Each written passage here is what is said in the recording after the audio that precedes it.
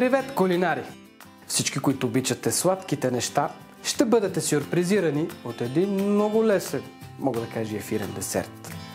Ябълков кръмбъл. Или с други думи, ябълки под вкусна захарна коричка. Ето как се прави тя. Започваме! За този семпъл десерт трябва да изберем сочни ябълки.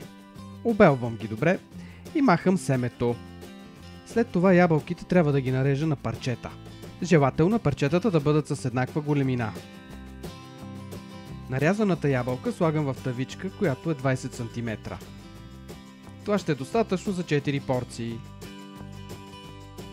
Хубаво масло избираме, трябва да е студено, и го нарязвам на по-малки парчета.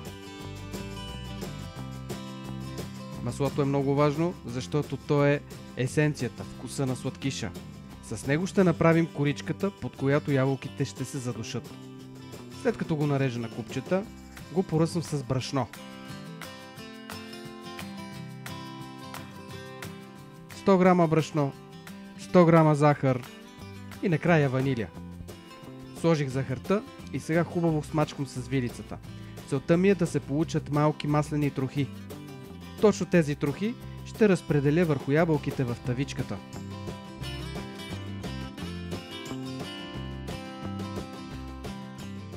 Чувал съм, че някой ползват и кокосова мазнина вместо масло.